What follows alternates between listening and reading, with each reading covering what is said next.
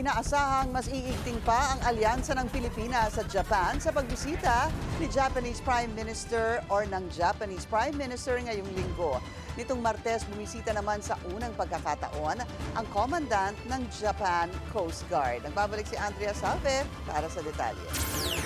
Mananatiling maganda ang hinaharap ng Philippine Coast Guard sa kanilang patuloy na pakikipag-ugnayan sa kanilang Japanese counterparts. Bago ang nakatakdang pagbisita ni Japan Prime Minister Ishiba Shigeru sa Philippine Coast Guard, nauna na rito si Japan Coast Guard Commandant Admiral Seguchi Yoshio. Ito ang una niyang pagbisita bilang commandant ng JCG. Agad siyang sumalang sa bilateral meeting kasama ang ilang mga opisyal ng PCG. Kasama sa mga napag-usapan ang pagpapatuloy ng people-to-people exchanges sa pagitan ng dalawang ahensya. Kinilala ni PCG Commandant Admiral Ronnie Hill Gavan ang anyay walang humpay na suporta ng Japan mula pa ng opisyal na humiwalay ang PCG sa Philippine Navy noong dekada 90. For 10 years sila ang nag-develop ng ating workforce.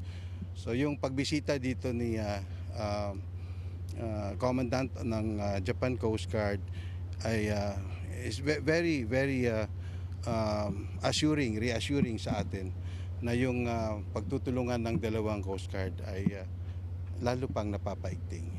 Ininspeksyon din ng JCG Commandant ang isa sa flagship vessels ng Pilipinas na gawa pa sa Japan, ang 97-meter BRP Teresa Magbanwa sa aking likuran na ilang beses na ring hinarap ang mga hamon sa West Philippine Sea.